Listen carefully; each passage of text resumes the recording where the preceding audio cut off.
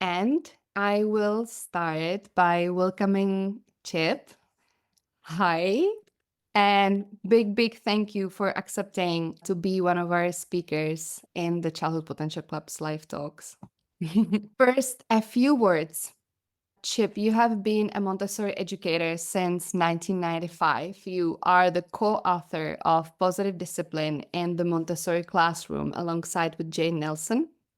You are a teacher trainer, you are a school consultant. You have guided thousands of teachers and parents in applying positive discipline through your workshops, lectures.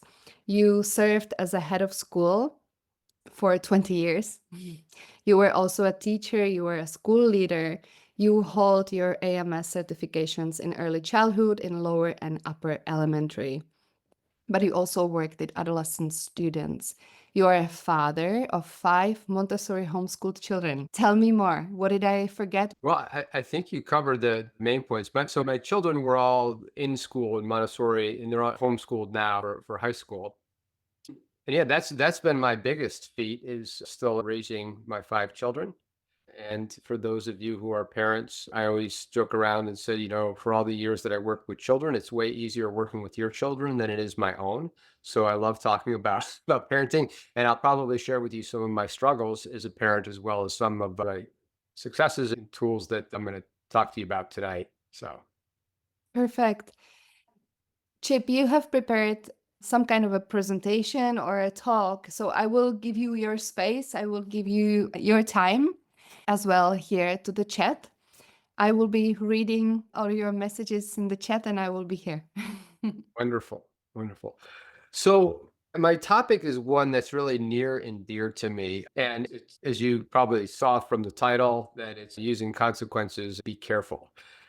And I thought that would be an intriguing title to something that, again, that's meant a lot to me.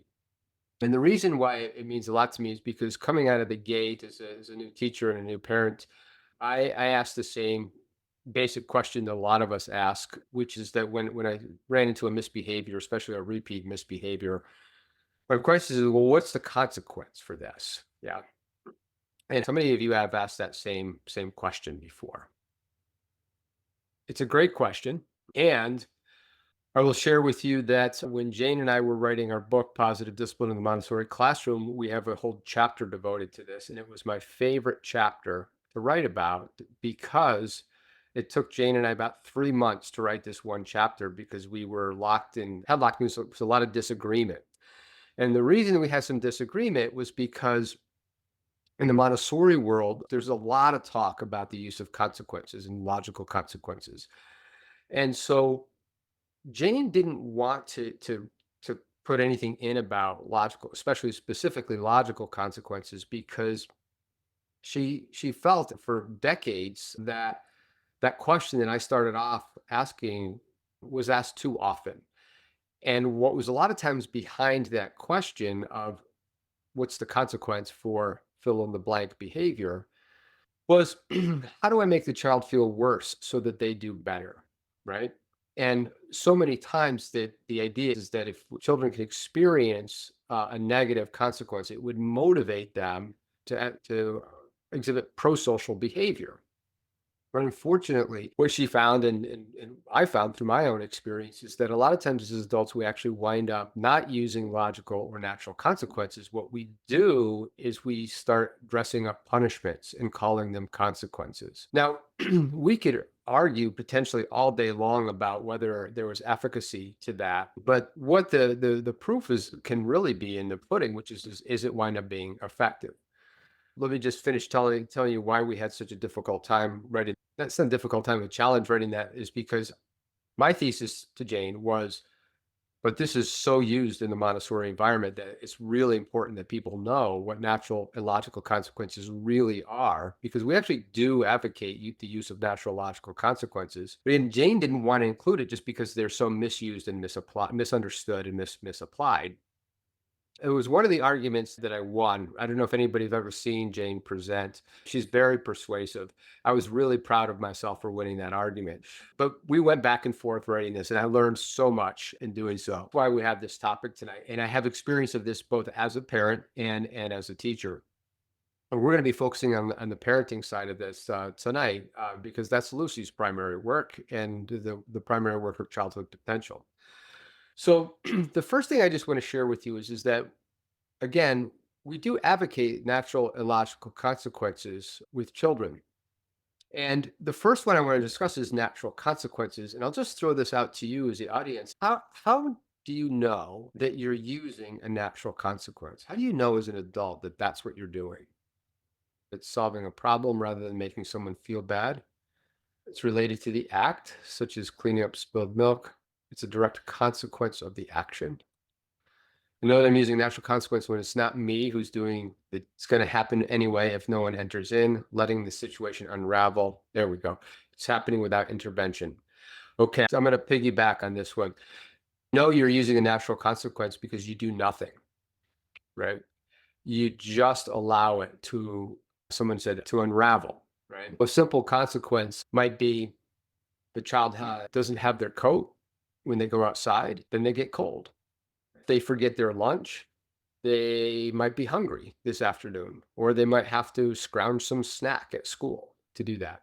So that's a natural consequence. You know that you're using it because you don't have to do anything. Now, you might give some validation and some expressions of empathy and understanding, which is okay, but you allow the child to experience that all by themselves. And the idea is that in this case, because it's not imposed from an adult, if the child is uncomfortable or they're disappointed, the agency lies with them. And that's the real key behind natural consequences, is that the children need to have the agency. So not only do they have the agency to make the decision going into the natural consequence, but they also have the agency to fix it. So if you allow your child to go outside without a jacket, where it could potentially turn into a punitive consequence is if you don't let them go inside and put the jacket on, right? So you want to let them have agency to correct the situation as well as get themselves into the situation. Does that make some sense? If the child forgets their lunch, like we used to do this at our school, where a child would forget their lunch, we didn't allow them to call their parent and ask them to send over takeout or to bring their lunch to them. But they could go to the refrigerator and put themselves together some lunch from some of the leftover snacks so that they weren't starving during the day. Now, the key is if you're in a school environment, is that you want to make sure that the parents are on board and they have an understanding of how things work like that so that they're not caught by surprise, because it's really difficult if you're in a school environment to employ natural consequences and allow them to happen if you don't have the support of the parents, because you don't want them to think that you're being neglectful, right? On that topic, though, I just want to ask a quick question because here in the United States, there seems to, I don't know when it started, maybe 10, 15 years ago, but my oldest child is, my son is 23. And I remember starting to feel this around when he was 5 or 6, that there seemed to be some place in the atmosphere, the emergence of this new parenting rule that said, you're a neglectful parent if you will allow your child to experience any kind of disappointment, discouragement, or discomfort. And you will be judged harshly by other parents if you allow your children to experience natural consequences, if that has crept in to the parenting world where you live. Oh, good. I'm glad to hear. So to allow a natural consequence to actually unfold, it takes a lot of courage because you are going to get some looks. You are going to get people looking at you like you're neglectful, like you're not taking care of your children, and it's getting worse by the year. And we've really felt it. With all of my children and teaching them to climb stairs, luckily we've always had carpeted stairs. But when they were toddlers, I've always allowed them to fall a step or two. And sometimes they'll cry. But if they don't learn to fall a couple of steps, then they don't understand the consequences of the natural consequences of what will happen. And so they don't learn to be careful. Obviously you would never let that child get hurt. So another thing with consequences, natural consequences, when you do use them, is you want to make sure that the child can absorb the consequence, right? So if I just sat back and let a toddler crawl all the way up the stairs and they come tumbling down and we're in the emergency room, that's not really a natural consequence. That's neglect, right? I've always said there's a fine line between Montessori and neglect, right? We have to be careful about that. Children need agency. They need to be able to fix it. They need to be able to get themselves into it. And they need to be able to actually absorb the consequence so that they can learn it without being overly hurt. Not too long ago, my wife and I were at the park with our youngest. So I have a 2-year old and I have a 23-year-old, right? So we've got a big spread in our family. And our daughter was climbing on these two hippopotamus statues that were meant for climbing. And there's some wood chips and stuff. So she would climb up there, she'd fall 8 or 9 inches, boom, we'd let her fall, and she'd climb back up and go again. Right alongside her was probably about a 5 or 6-year-old boy whose mom was hovering over him the entire time. And anytime he started to lose his balance, she would grab him, not let him fall. Right. It was interesting watching him with his gross motor skills is they were really undeveloped. He got really scared really quickly. And then at other times, I watched him as he was taking risks when he started to jump off of the top of this hippopotamus that he might not be, that could have broken his arm. So it was interesting just to watch him, how his own judgment was skewed because now I'm interpreting because, but I'll go for it. I was making a judgment that his parent was so overbearing that they were not allowing him to explore the limits of his own abilities. The last thing I just want to share on natural consequences is that they shouldn't be harsh, right? We want to make sure that as the adult, we also express empathy. If my daughter fell down and she was crying, we're not going to piggyback on top of the natural consequence, right? So we're not going to add on to that. So I'm not going to say to her, look, I told you to be careful, right? I'm really sorry that you got hurt. You must feel so sad, right? Would you like to try again? Right? So we're going to be supportive. We're going to be comforting, nurturing, and we're going to allow them to make some mistakes and to bump into things. As you know from Montessori, one of our primary tenets is that we learn from making mistakes. Everything in the environment, in Montessori environment, whether you're at home or whether you're in a school environment, is set up so that children learn from mistakes. We try to make sure everything is self-correcting. And that's the other piece of natural consequences. They should be self-correcting, right? So the child has some agency involved. If they can't correct it, then it's probably we want to intervene at some place to be able to make sure that they can, so that they can truly learn from the experience and make adjustments. Now, as children get older, another thing to remember is the natural consequences. With older children, the children should be invested. So for instance, if you're sending your child to school and they leave their lunch in the car, you're like, okay, they're going to go hungry, right? And they're going to learn, they'll bring their lunch tomorrow. And there's somebody at the school environment who is sharing a really tasty lunch with them, they may not be so invested in remembering their lunch. So you might want to have a communication with the other adult involved so that to make sure that the child is also invested in the outcome. Otherwise, that could actually, especially with older kids, could lead to manipulation. That's just some common sense. We're going to talk about another tool later on that can be really helpful with older kids when natural consequences aren't the tool to use. So let me just pause there, just ask any questions, see if there's any questions on the idea of natural consequences. Kenya says, does it work in all situations? You have to be patient. I don't know that it works in every situation. And I'll share this, the way that I look at any of the tools that I present is that every tool works for every child all the time. And the idea is you want to build a toolkit. You can use your judgment in different situations, and you'll see that things work particularly well with other children. I think natural consequences, if they're truly natural and they meet some of those criteria that we talked about, it's one of those tools that works fairly well for most children. And Mary said a lot of parents are running scared because of busybodies that will turn them into CPS on a whim. Yeah, and that's true. And so CPS, for those of you who are not aware, at least in the United States, is called Child Protective Services. But you're probably doing it wrong if you don't have some people judging you, right? So you have any tips for tailoring natural consequences for neurodivergent children? Absolutely. So when children have behavioral or developmental or cognitive challenges, one of the key things to make sure is that you've taken time for training, right? And that you're meeting the children where they are at. So it would be unfair, for instance, let's say a child is on the autism spectrum and they have difficulties communicating sometimes. So you wouldn't want to just allow that child to experience the natural consequences of their inability to communicate without some support, right? So you'd want to make sure that in a specific situation, maybe they're working on asking for help.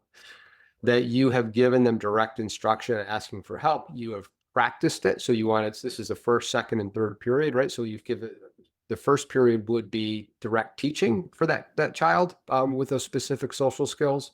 The second thing was lots of practice. And then third, eventually you have to let go for them to be independent. And so they may experience some natural consequences as they navigate some social situations.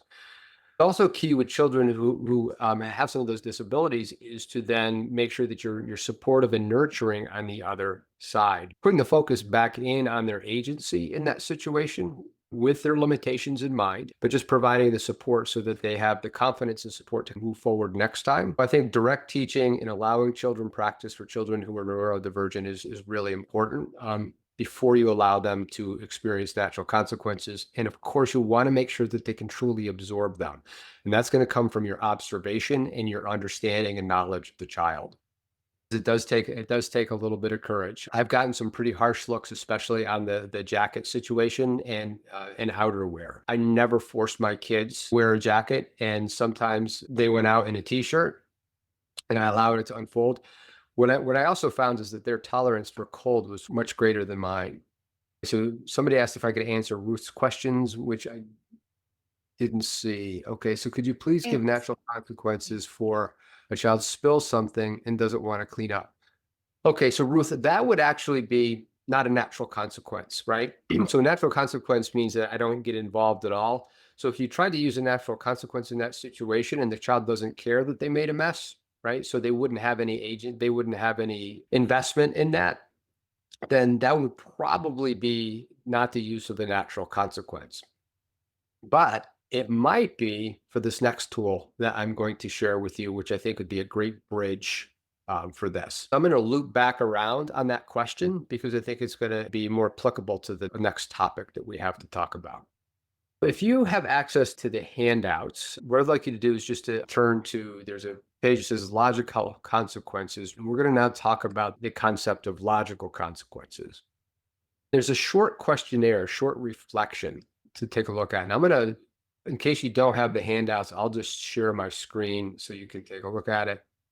And there are 7 questions. What I'd like to ask you to do is just just give you a few minutes and just complete this reflection. Oh, come on. We just need at least one brave volunteer. Sister Agnes. Okay. Thank you so much, sister. I'm asking you to unmute. I hope it will work. Okay, it does. So I'm with a group of 5, 9 to 12-year-olds, and the oldest is a talker, very social, and he doesn't even know when he's talking. I get the sense of that.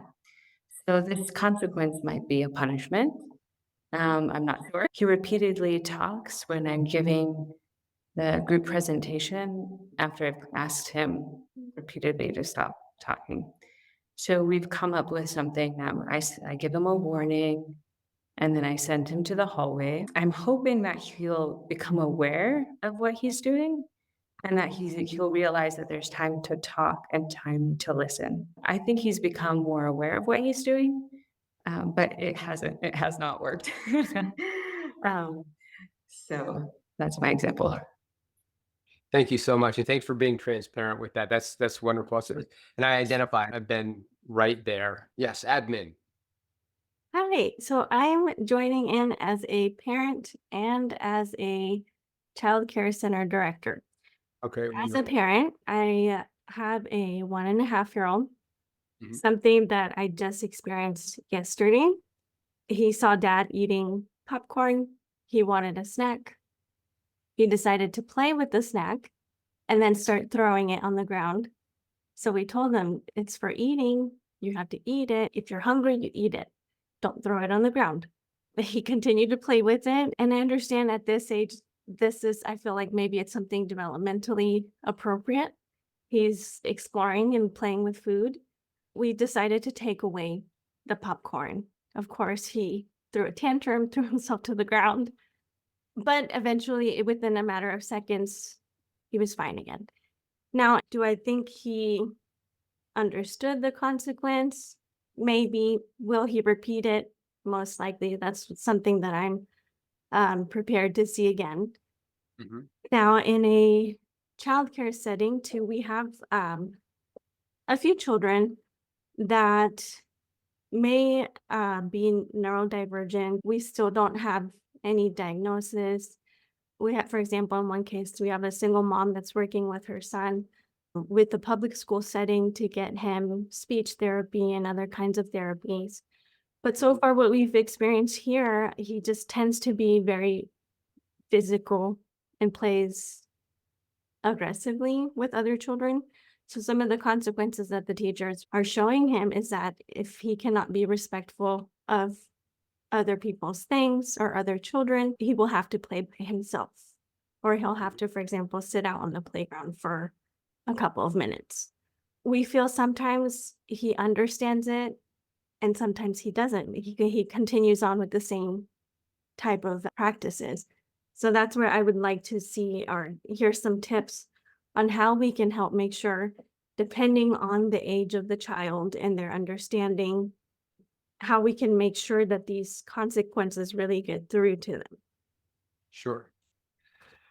That's a great one. Thank you so much. And again, I identify with both of those situations. What do we do when we've come up to repeat misbehaviors? Because that is the time where adults are most likely to want to implement a consequence, right? It's not the first time it's happened. It's like then the 13th time that has happened. So what we tend to do is we put in place a consequence, hoping that the child will experiencing the negative ramifications of those consequences, make an adjustment with our support, and then be able to be independent. The difficulty is that it doesn't work well long term. What happened in both of those situations is really, really common. And I would say what happens a lot of times, we wind up dressing up punishments as consequences. But let me just, before I talk to you about that, I want to just have you look at the next page of that handout, and I'll bring my screen up again.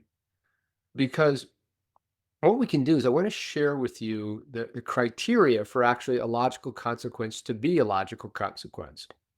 And it should meet all four of the following criteria.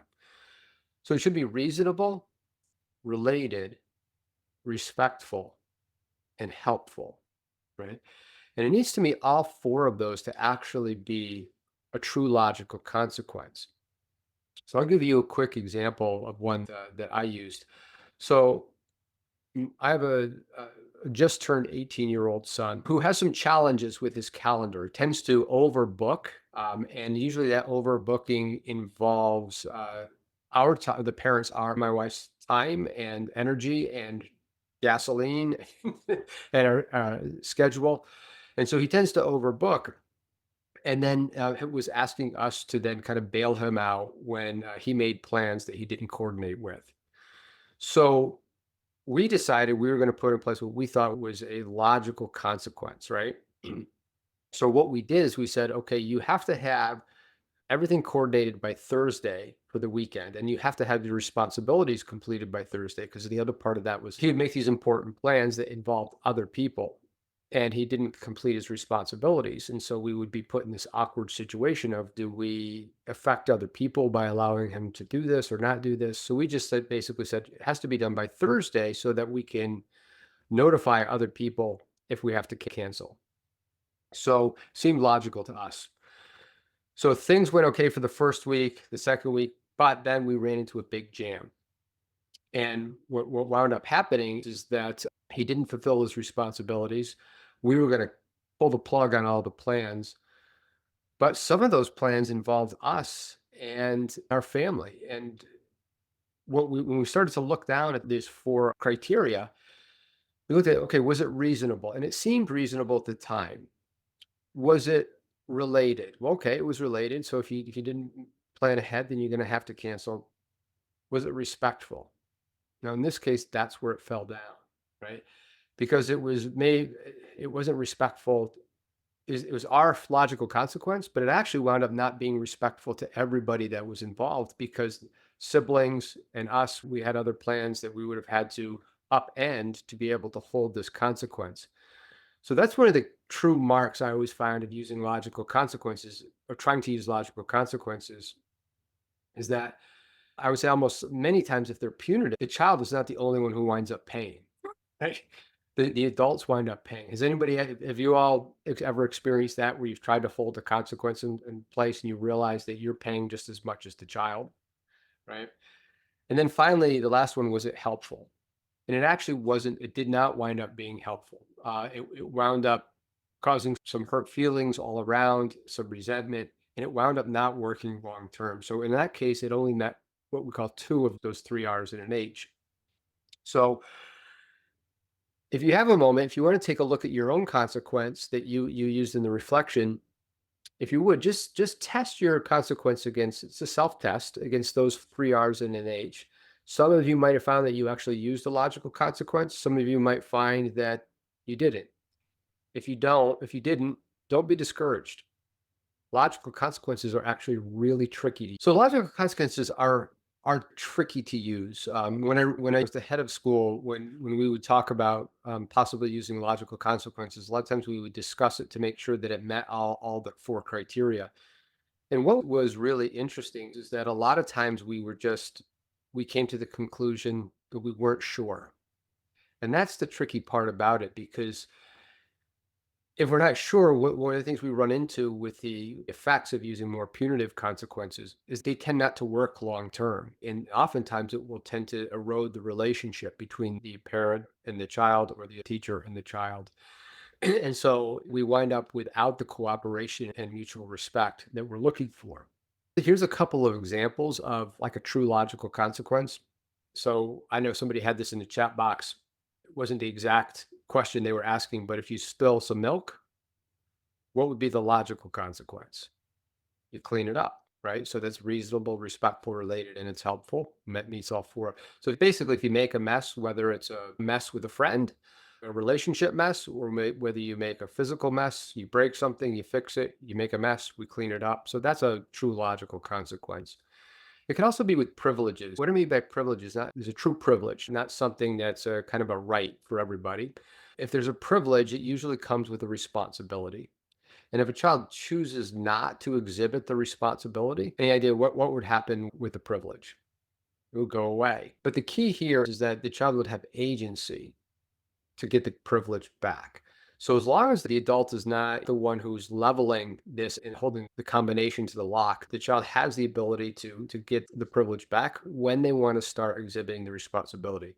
So a really clear example of that might be if my son wants to use the car, and the responsibility is that you have to put gas in the car, and he doesn't want to put gas in the car, then he doesn't get to use the car. But as soon as he decides he wants to put gas in the car, great, he can go use the car. And so the agency lies with him to correct and then to exhibit the responsibility, and therefore the privilege comes back almost naturally. I want to share with you, I think, is more important than logical consequences because they're so tricky to use. I want to share with you something that is a little easier to use, and is, I think you're going to find, as I did, is much more effective when you run into repeat misbehaviors.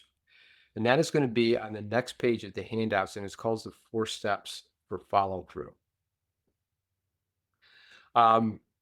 Just maybe put you on the spot. Would you be willing to be a child for me so I could demonstrate this tool for folks? Yep, I guess. Yeah. Okay. You don't have to be completely nice to me either. Let's use a bedtime hassle. We've been having some difficulties. I've tried a million ways to Sunday to try to get you to bed on time. You always have excuses. You always try to, there's some manipulation that's involved. I've probably invited some of that. I'm not getting to bed myself until 10 o'clock. You get like that. And we can just use ad lib. You can just fill in the blanks and we'll go for there. So this tool works is that we're going to find first we're going to have a neutral time, and I'm going to approach my child not right after the situation just occurred. So this is not going to be a conversation that we're having at 11 o'clock at night. It's probably going to be midday the next day when we're both calm and cool and we've got some distance from the actual problem. So this is kind of an ongoing thing. It's a Saturday morning. It's been a while since last night. Hey, Lucy, I wanted to talk to you about something. Yeah. Okay. So I have to be honest with you, I'm feeling really frustrated about bedtime. And I think you've been kind of frustrated about bedtime too. At night, we set the bedtime, for 8:30. And we usually read a couple stories at night before you go to bed. And then after bed, after I leave your room, you've been getting up and you've been asking for water. You've been asking to come downstairs. When I put you back in bed, you'll come back down. And we're starting to get into arguments, and I really don't like that. And the other thing is, I'm not getting enough sleep myself. And sometimes at night, I just need some time to relax and to calm down after the day. And I'm not getting that time. And I notice you're having a hard time too. Can you Because I don't want to sleep alone. tell me about that? I want mommy with me. Okay. You want mommy with you and you want her to sleep with you. Yes. Okay. Tell me some more about that. And I don't want to sleep because I still want to play. So you want to play and you want to have mommy with you so that you're not alone? Okay. That makes sense. Would you be willing to come up with a solution that might work for both of us? So we both get what we need in this situation? I don't know what solution. Yeah, I know. I know. That's why I figured we could work together and maybe we could figure one out together. Because I don't know what to do either. And that's why I could use your help. Okay.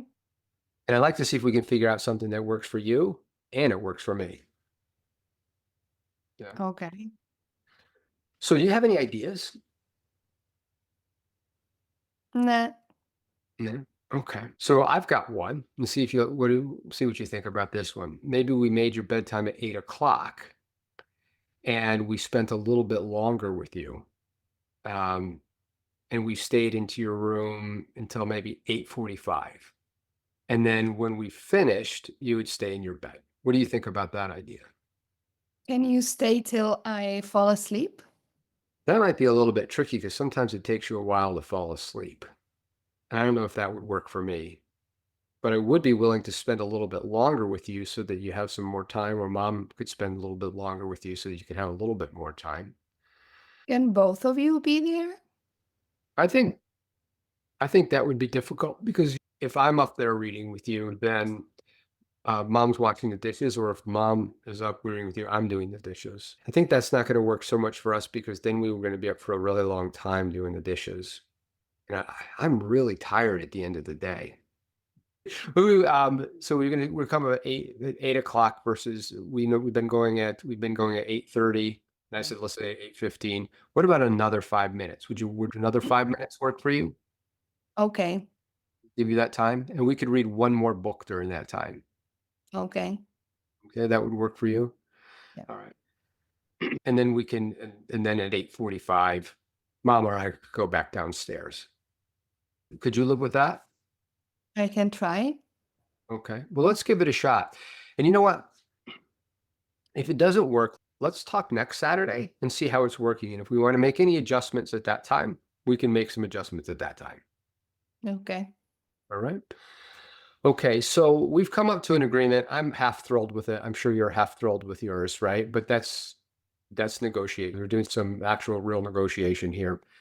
And so usually with this, what happens is that for the first little bit of time, things go okay. Because if we've actually had an open conversation and I've listened to you as the child but I've also stated my needs in that situation, then usually the cooperation level is fairly high to begin with.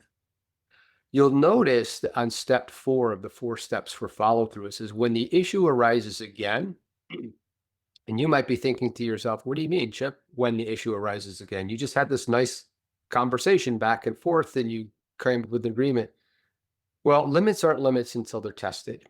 One of the mistakes that adults make a lot of times when we're trying to make agreements, when we try to make constructive agreements with children, is that we tend to overlay adult expectations onto children, right? So if I've made an agreement as an adult with one of you, it's probably like a really high chance that we're going to both follow through with that agreement because we sat down and hammered it out together. But you're fully formed, fully developed human adults at this point.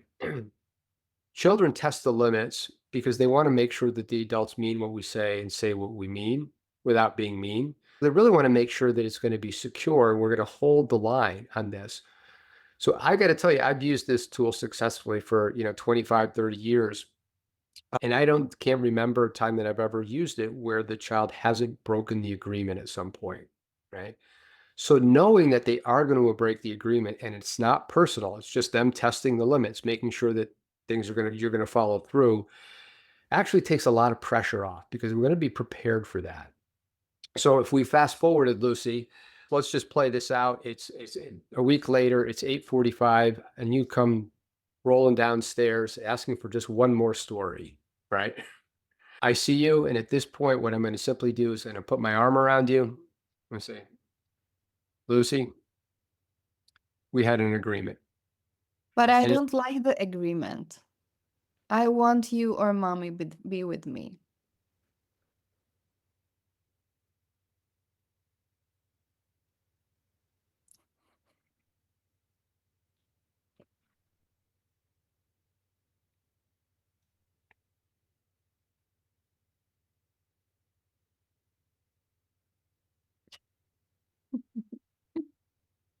okay, and at the end, what I did is I just stayed what I called present, warm, and silent.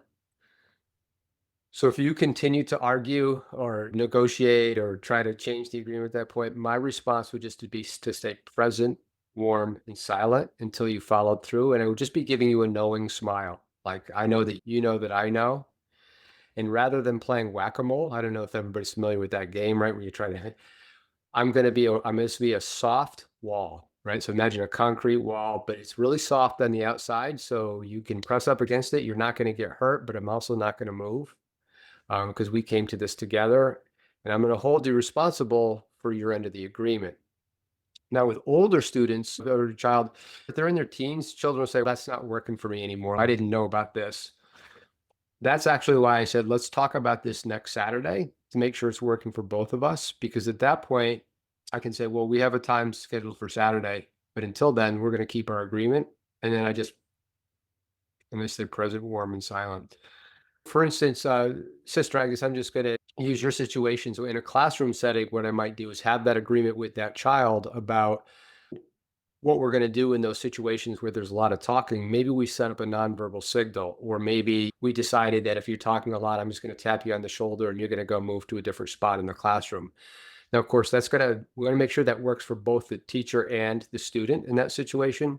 And then, of course, when they're going to break the agreement, so when he's over talking with his friends again and not working, you can simply walk over or look from across the room and just give a smile.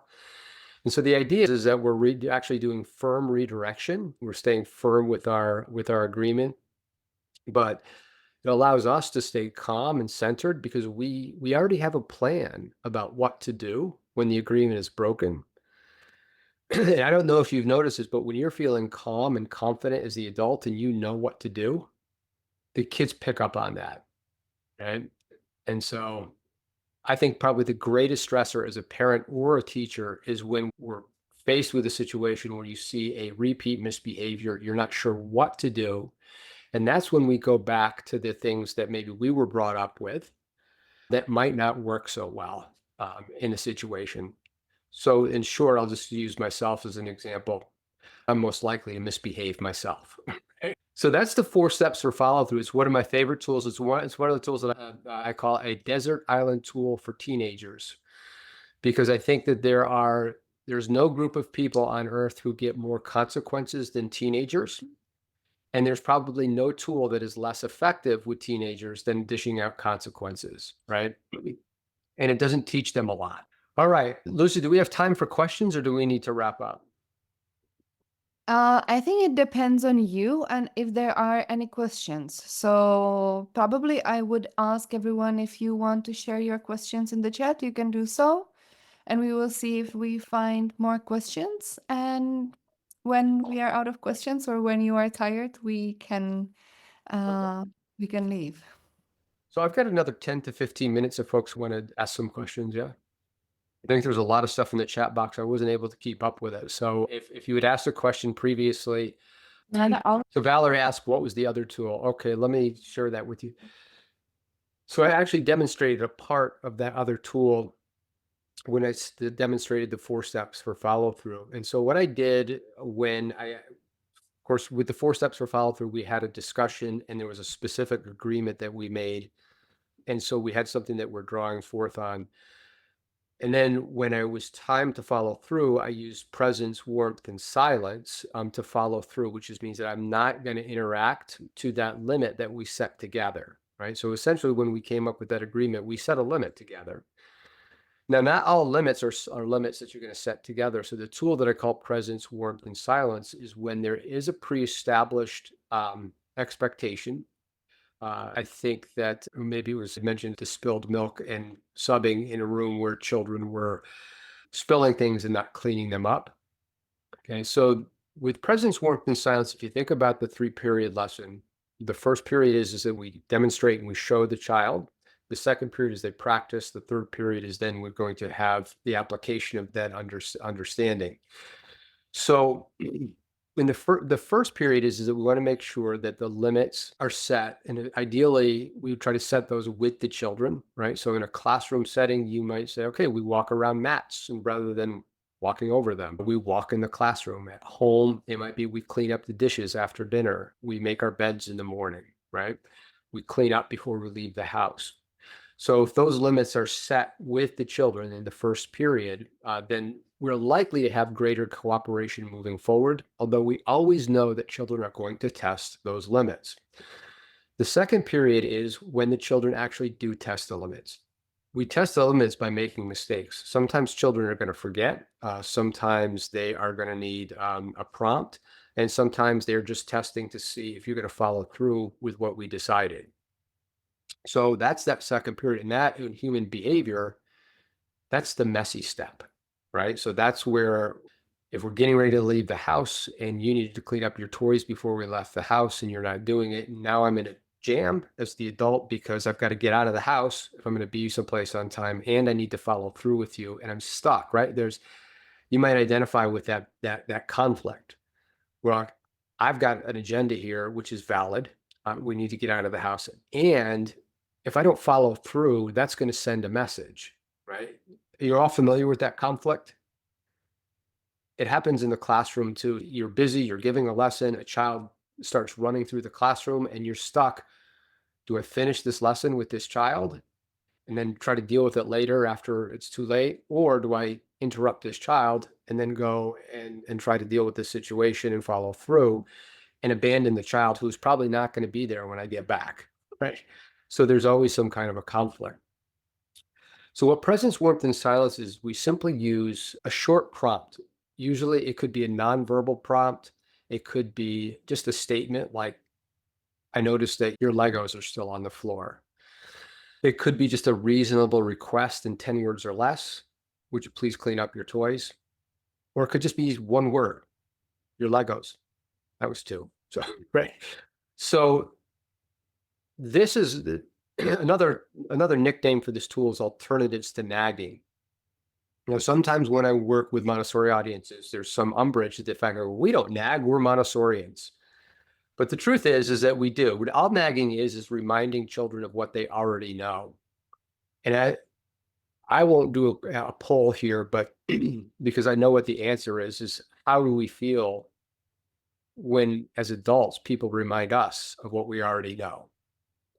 And so children respond in a really similar way when we remind, coax, explain. And in Montessori, we have our own language for that. We use our walking feet, or we don't hit in our classroom. I'm not sure what walking feet are, and apparently we do hit in the classroom because it just happened, right? What we're going to do is, rather than use reminders or coaxing or explaining, we just simply use as few words as possible, and then we follow through with presence, warmth, and silence. Mary, you're not right next to me on Zoom, so if I'm just going to you don't even have to do anything. So Mary, if it was time to get in the morning to get ready to go out of the house, and the expectation that we set together is that things get cleaned up before we leave. And Mary said, I forgot. Right? Or, oh, I want to keep working on this when I get back. So I'm just going to look over, Mary, your Legos are on the floor. She'll come back with, maybe she's trying to negotiate with me, and in that case, I'm just going to stay present, warm, and silent until she follows through.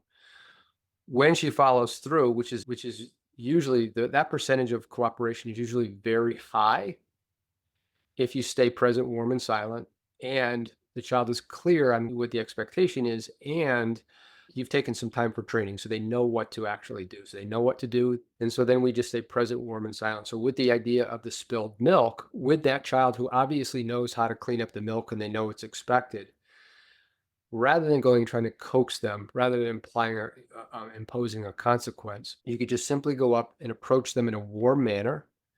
If you want, put your arm around them or just hold their hands. Just say, notice there's some milk on the floor. And that's going to be the last thing that I say. And I'm just going to give them a knowing smile. I'm going to wait patiently. And all three of those components need to be in place for this to really be effective. So first of all, I need to be present, which can mean being in their proximity. One of the mistakes adults make when following through is we come in, we give the message, and then we extract ourselves. And when that happens, the likelihood for follow through goes, it drops. So I'm going to be present. The second thing is I'm going to be warm, right? So if you're feeling some annoyance and some irritation, you may want to just take a few deep breaths, take a couple minutes before you go and follow through with that. It's much more important. It's okay to let a couple minutes pass by to ensure that when you approach them, it's going to be from a non-threatening place. So you're just going to give them the reminder we're giving them is with our presence. So we're going to be present. And the second thing is we're going to be warm.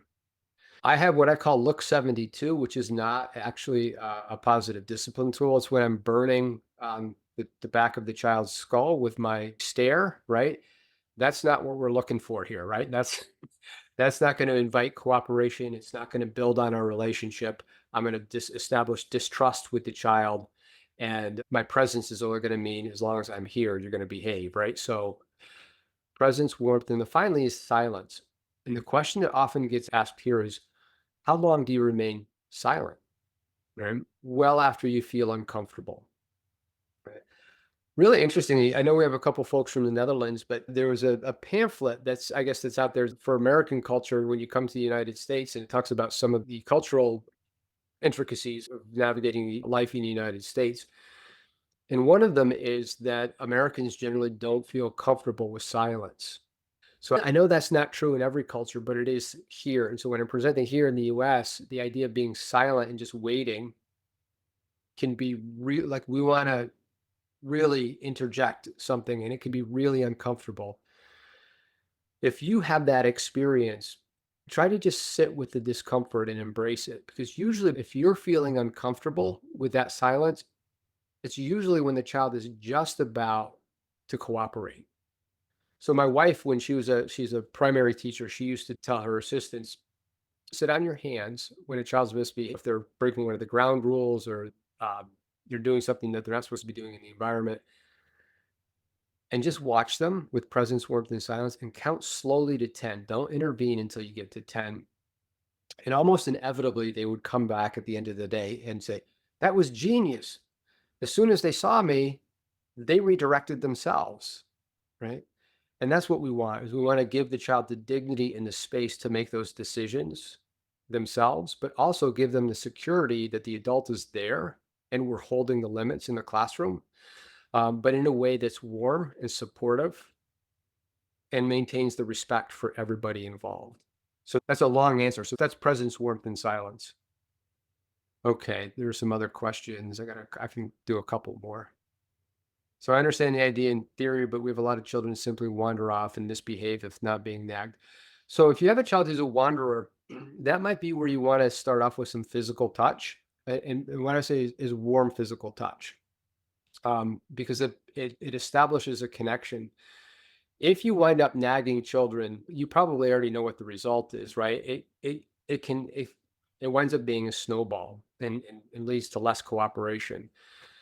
So I think you'll find if you begin to practice this consistently, the children will begin to pick up on those nonverbal cues. There's a belief system that I have is that deep down children want to cooperate because our primary social and emotional need is to find a sense of belonging and significance in the community. All misbehavior is disconnective behavior. It's behavior that leads to a sense of separation between two people. And so children are still learning pro-social behavior or behavior that is going to be connected, which we all crave. So if you can find a way to hold that limit in a way that preserves your relationship with them and keeps the respect and dignity for each person in the situation, I think you will find that it'll actually be a relationship builder. And that's when you'll start to see the kids follow through. It'll take some time. It's a progress. But that's when you'll start to see the children start to follow through without having you have to be there. But it is a process. And I always stress progress, not perfection. How do you adjust to presence, warmth, and silence when another child's safety is at risk? Okay. So if I see a child who's hurting another child, one of the tools that I oftentimes used was it's called act, don't talk. So as I would not engage that situation verbally, I would oftentimes just walk over, get down on their level, and do one of two things: either just kind of hold the space for the kids while I'm there. I would say 90% of the time the children will stop, right? Because I'm there. Make sure that they have some time, and then we'll kind of come back later and process that together after they've cooled down. One of the mistakes a lot of times that we make when we have two kids who are in it together or just another child's hurting each other is that we try to handle that situation right then and there. And usually one of the kids is dysregulated if they're hitting. And so if they're dysregulated, they're no different than us. It's going to be really hard to handle that situation thoroughly with a dysregulated child. So we try to come back and recover from that a little bit later on. Act don't talk could also be just simply walking over and take the child who's doing the hurting by the hand and taking them away from the situation without being aggressive, but just coming up with warmth. But we're going to take the child's hand, lead them away from the situation, and not say a word. It's half. One of the things that sometimes people will say is, we don't hit in our classroom, or giving a message like that. Most likely that child already knows that we don't hit in the classroom. They're not hitting because they're unaware of the ground rules in the classroom. They're testing a limit, they're dysregulated. And the first step is really to have the children separated. On physical aggression, before I forget, I actually just wrote an article on that, which you can access for free on my website. And I am going to put in the chat. I'll do it as I talk, but a way to sign up for my newsletter and to access that information. It's under the section of my website, blogs. There you go. So if anybody'd like to sign up for the newsletter, or you want to access that particular topic on physical aggression, it's about 5 or 6 page article. It's pretty in depth. And that seems to be a problem that is arising quite frequently today. All right. I'm going to try to do one more question, and then we'll wrap up. So Petra said, if I stay just silent, the other children feel inspired to misbehave immediately, and it gets very chaotic. They ignore the silence, and also the word said they become shockingly rude.